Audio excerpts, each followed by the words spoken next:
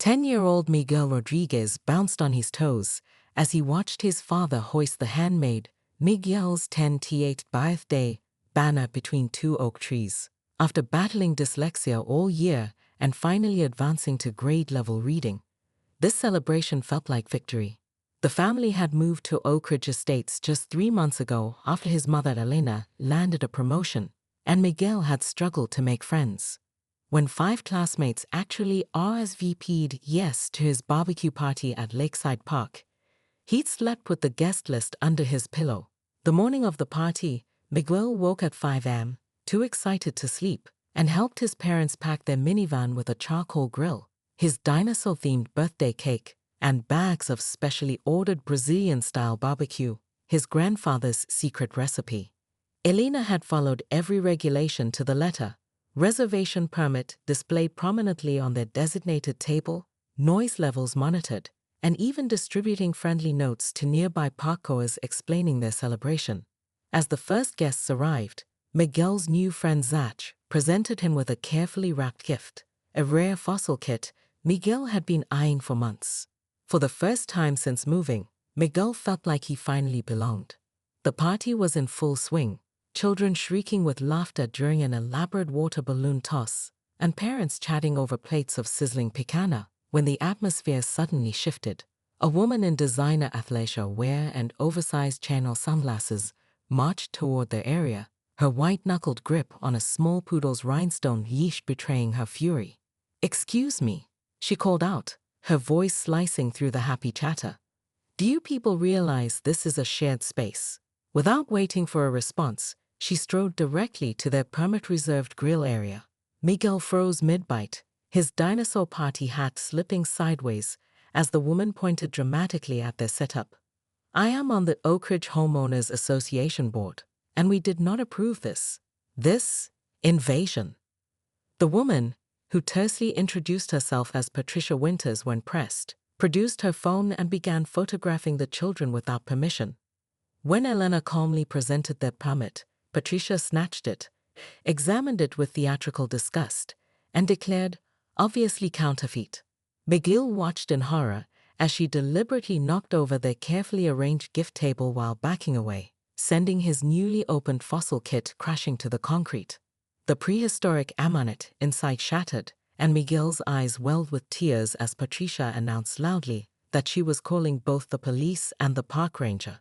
"My dog Precious is allergic to smoke, and you're basically assaulting her," she declared, though the poodle seemed perfectly content sniffing at a dropped hot dog bun.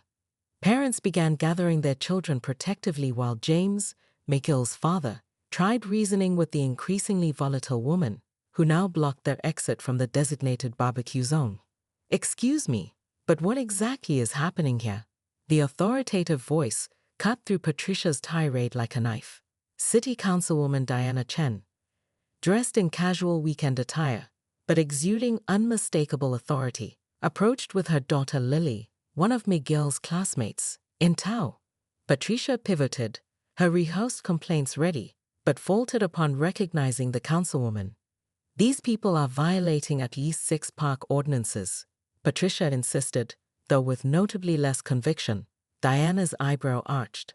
"Interesting, since I personally approved that application last month and am intimately familiar with our park regulations." As if on cue, 3 different parents revealed they'd been recording Patricia's behavior. Miguel's teacher, Mrs. Abernathy, stepped forward with surprising steel in her voice. "I've watched this child struggle and triumph all year. This celebration means everything to him." Patricia's face flushed crimson as she realized she was surrounded by witnesses. The moment crystallized when the park ranger, not summoned by Patricia, but by a concerned birdwatcher who'd observed the confrontation, arrived with his clipboard. "Ma'am, your dog is actually prohibited in this section of the park," he informed Patricia after checking the Rodriguez family's documentation and pronouncing it impeccable. "And there's a $500 fine for interfering with a properly permitted event." From the gathering crowd, someone called out, "Isn't she the same woman who tried to shut down the community garden last month?" Murmurs of recognition rippled through the onlookers.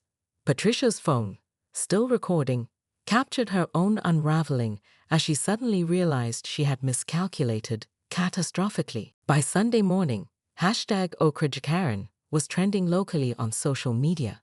Security footage from the park's entrance camera, obtained through public records request by a determined parent, showed Patricia deliberately circling the barbecue area 3 times before initiating her confrontation. The Rodriguez family awoke to dozens of supportive messages and deliveries, replacement gifts for Miguel, gift cards for a do-over party, and even a special delivery from a local paleontologist who offered Miguel a guided museum tour after hearing about the shattered fossil. Meanwhile, Patricia's carefully curated social media presence imploded as former targets of her self-appointed community policing emerged with stories. The real estate brokerage where she worked as a senior agent released a terse statement about investigating allegations inconsistent with our values of community and inclusion. By Monday afternoon, Patricia's name had been removed from their website.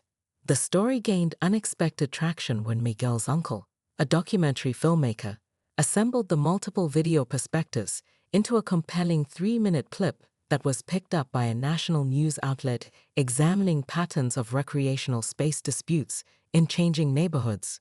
Most devastating for Patricia was the emergency HOA meeting called to address her claim of representing them. She had been on the board, but was removed 6 months earlier for conduct unbecoming. Miguel, initially devastated, found himself at the center of an impromptu support network. His classmates created handmade cards, and soon the hallway outside his classroom bloomed with dinosaur drawings and messages of support. The school principal used the incident as a springboard for an assembly on community belonging and standing up to bullying. Through it all, Miguel's parents modeled remarkable restraint, refusing media requests and emphasizing to Miguel that the goal wasn't punishment but growth and understanding.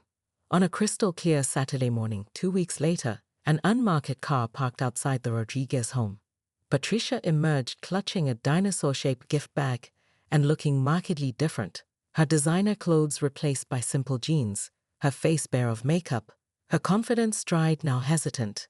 Elena answered the door, initially guarded but willing to listen. "I spent 10 days in intensive therapy," Patricia began without preamble, "trying to understand why I feel so threatened by changes in our community." The conversation moved to their back porch, where Patricia revealed the complicated truth. Her husband had left her 6 months ago, her adult children rarely visited, and her identity had become unhealthily entwined with controlling her environment. "It doesn't excuse anything," she acknowledged, "but I'm doing the work now."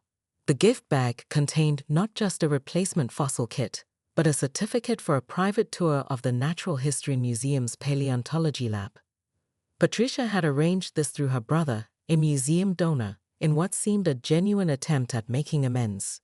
When Miguel arrived home from his friend Zacha's house, his reaction to seeing Patricia was initially wary, but her sincere apology, delivered at eye level without condescension, slowly broke through. The conversation concluded with an unexpected proposal. Patricia, now required to complete community service hours, offered to help restore the park's nature trail as part of her reparations. The following weekend, the rescheduled party proceeded without incident at a local community center, where Miguel proudly showed off his budding fossil collection. Councilwoman Chen used the incident to fast-track improved park signage and a new conflict resolution program for neighborhood disputes.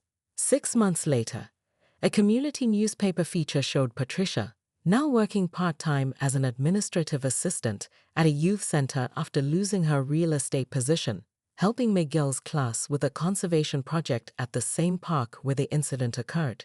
The accompanying photo captured something remarkable: genuine smiles on both their faces as they planted native flowers along the restored path. Their previous conflict transformed into an unexpected catalyst for growth in ways neither could have imagined.